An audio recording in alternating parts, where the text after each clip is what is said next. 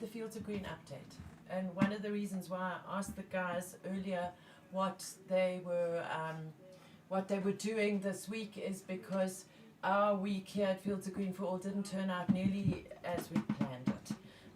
I got back last Friday from leave, and on Monday at 5:15 we got an email from the government to say that they would start with the parliamentary presentations around the Cannabis for Private Purposes bill at 9:30 on Tuesday morning.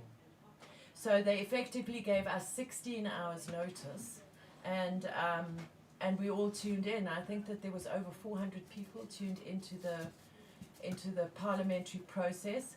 And before I give you what we are feeling about these two presentations, there was one on Tuesday by the Department of Health, and there was one on Wednesday by the Department of Rural Development, the Department of Trade and Industry, and the Department of Agriculture. So those are all very important departments. As we know, there should be 22 government departments involved with this process, as per our manifesto. But I've been speaking to our brother Green down in Crossways J Bay, and he's agreed to come onto the show tonight to tell us about this parliamentary process. How does this bill thing work, and what stage are we at? So I'm not sure if we've got Ricky. There we go.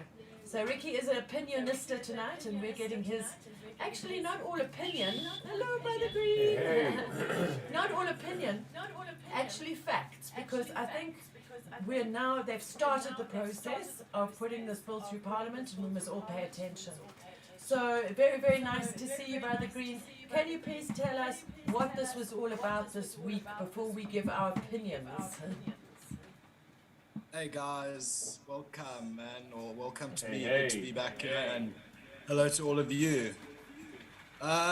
Cool, I'll jump right into it. This is certainly the most significant moment for cannabis in respect of the law, because for the first time, cannabis, right, as a plant and how it shall be regulated is moving before Parliament and through Parliament. So I know a lot of us don't have much faith in government, but on paper at least, and practically, it is set up to function in a very democratic way, with a lot of transparency and oversight. And that is where these portfolio committees then come into being. So each department, each national state department has their own portfolio committee, which then oversees the specific department. So some of their responsibilities like entail monitoring and overseeing the budget of specific national departments, with the view to hold them accountable to it. They consider and they amend bills. They can introduce their own bills to, they can consider international treaties and agreements, examine specific areas of public life or matters of public interest, and then also oversee the actual work that department is responsible for, and even have the powers to subpoena information and documents and get people to serve before them. So they've got a lot of power in respect of oversight functionality for government, but specifically when it comes to the lawmaking process. So they are, say, the first real gate in the lawmaking process. So a bill is, which is a draft law, is submitted to the National Assembly. In this case, it's Section 75 bill, submitted by the Minister of Justice and Constitutional Development. And then the National Assembly allocates it to the specific portfolio committee, who then deliberates themselves amongst it. So they have their own internal meetings, and then they embark on this public consultative process. So the presentations then that took place yesterday, I mean, it's really, like, in all fairness, it's significant occasions. It's not a webinar. It's not Sapril, the Minister of Health, coming onto just a public platform and saying and presenting something. You know, what they're saying and what they're presenting has been requested by the specific portfolio committee, And so the Department of Health and SAPRA then presented on Tuesday, and now the Department of Agriculture, Land Reform yesterday, together with Trade and Industry. And I think a lot of you watched both of those, and you would have seen that there were markedly different views as to how cannabis should be regulated. But anyway, we're not going to go there. But the next step in this portfolio committee is, of course, the public hearings, which will be held next week. So certain members then of the public who would have submitted comments on the Cannabis for Private Purposes bill, because that is what is being deliberated specifically on in these sessions. If you did during your submissions or subsequently request to make oral representations, then you'll be afforded a slot to make your presentation, possibly for half an hour limit, as even the government departments were also limited to half an hour. So that's generally the time slot that you're looking at. Oh, that's good to know, because somebody was asking me today if Fields of Green gets to present next week, how long will it be? About 30 minutes. Yes, you've been there before though, Mertz. Remember, I was with you in Parliament before the Expropriations Committee. Yes.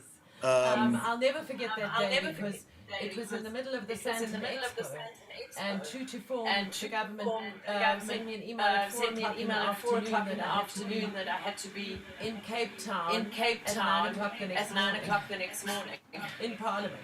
And I still had to give the Uber driver $100 to break the speed limit from the airport. Yeah, it is certainly one of my fondest memories as well. Because, I mean, as a lawyer, obviously, I have an understanding of the parliamentary and lawmaking process. So to be able to participate in it and to see that it's not just another day at the office. You can see that it's taken very seriously, and it's not like it's the ruling party pushing something through here.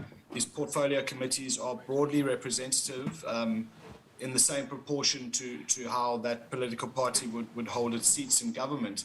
So you see all political parties represented in this portfolio committee, and it's a huge opportunity, this, particularly for those members of civil society, cannabis advocacy groups that will be making oral representations next week. Like, I would urge any of you that are watching here, and of course, Myrtle will be presenting herself on behalf of Fields of Green for All, to take it very seriously, because it's a monumental, really, opportunity to provide input on the Cannabis for Private Purposes bill.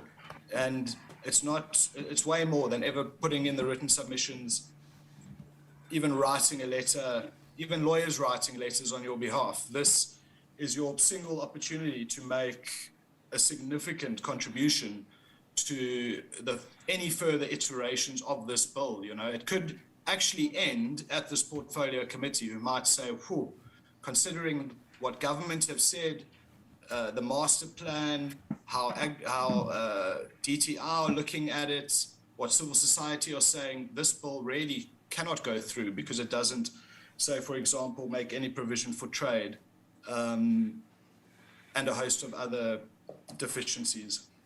But yeah, I look forward myself to make representations next week on behalf of the Farmer Support Network. I love your positive. I love your positive attitude when you say Myrtle will be presenting on behalf of Fields of Green next week. We haven't heard yet, and you haven't heard yet. So I think, I don't know, I've checked my emails 57 times an hour this afternoon, and it's not come through yet. So we'll just see, and we will post on social media as soon as we hear, and I'm sure we'll be given a time slot. And then we will also make sure that a recording is available of our of those 3 days of public hearings next week, Tuesday, Wednesday, and Thursday. I presume they will be probably between 9:30 and 12 in the morning, like this week. But Brother Green, thank you so much. Thank you for coming and telling us about this process. I think it's very foreign to a lot of people. But it is really, really crucial. I think it's one of the most significant events since the trial of the plant and the Constitutional Court ruling. It really is something that everybody should be looking out for, and we will put all the links to the public participation hearings all over our social media on Monday as soon as we know what's what. So thanks, Ricky. Thanks, Ricky. Good job. Only a pleasure, guys. Yes, the public must attend. That's one of the main objections of these committees, is that they are open to the public. Certain sittings, obviously, for very important reasons, have to be closed, but in general, the majority of all of the sittings of these committees are open to the public. So everybody that is watching this and anybody that is interested must join and participate in the comments section. You'll even note that even if you perhaps don't abide by the decorum and professionality in the comments section, those MPs are reading those comments and they're taking notes. So I look forward to seeing that comment section on fire next week during the public hearings. No doubt it will be. And yeah, guys, thanks again. We'll chat soon. Thanks, Ricky, and love to the family and love to JB. Cheers. Lots of Cheers. love, guys. Bye. Cheers for now. Cheers. Bye-bye. Another step forward. Another step forward. Well, I know that Ricky said that he wasn't really going to be getting into any of the nitty-gritty of Tuesday and Wednesday, but I can just say that Tuesday's briefing by the Department of Health got me in a total spin. I would swear we were stuck in I remember that. 1961. I don't know what, but you know when he said that they've given the public until the 30th or 31st to do to comment. Yes. Was that stated prior to that, giving people more than just like a week's worth? Oh, no. So they Because he stated there, I think one of the MPs did say, he did bring up something about the fact there was a comment that if the MP did read, I think it was the DA MP, he Yes. read a comment stating that is the time that you've given sufficient for Yeah. the public to give an adequate response, considering people that are in the rural areas, for instance. Exactly. And the guy said, oh, well, they've had enough time. I don't know, have people had enough time? So I'm not sure if they think we've had enough time. I mean, we certainly got a hell of a shock on Monday afternoon at Yes. 12 minutes past 5 when that email came through and said, okay, 9:30 tomorrow morning. So I know that Nelio even rushed back home to go and record it for us, but these things are being recorded and they are on the Parliament of South Africa YouTube channel. So they're there, and we will post them on our social media in due course too. So I don't think we've done that. It's been a bit of a spin of a week. So, Yes. but just starting with the Department of Health, as I was saying, we were really stuck in 1961, and if those departments or that committee or whatever had actually read the submissions, I don't think the Department of Health would have come up with such antiquated, prohibitionist, apartheid, not inclusive, everything. It ticked all of the boxes of being stuck in 1961 when they first made those international drug conventions. They're just going back to what has been originally been written, Yeah. because even the way that at the end of that Zoom meeting, when they were asking certain questions to the Department of Health, I think it was, they weren't really sure as to who had received the papers to give the submission. And I was like, how can this even be? Yeah. How can you be representing the Department of Health and Yeah. not actually having And the a proper chairman- opinion The about chairman this? actually said, Yes, you he did said, read. you should have read this. And now that's they literally are taking what's been written and just blurting it out just to save Yeah. face, saying, well, this is what it is. Not actually putting any forethought or trying to maybe go a bit deeper than just what is there. I don't know. It just But you felt know a bit what really got wishy-washy. to me is that they all put up these, they break every single rule of public speaking and presenting. And these are our politicians and our leaders.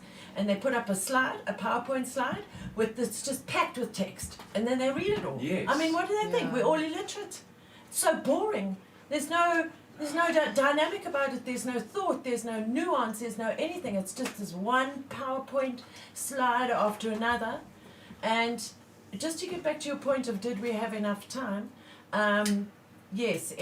First of all, the deadline for submissions was the 30th of October last year. 2020. 2020. Then, on about the 20th of October, they sent out another said no, that the deadline had been extended to the end of March. Okay. I remember that, yes. So then that was really good for us because last year was a terrible year. So we got our submission in and ready, and as it happened, we got it in, and they only received it 10 minutes late. And Suresh had like a hell of a scramble and phoning this woman who was collating the submissions and everything, and eventually we got acknowledgement of it.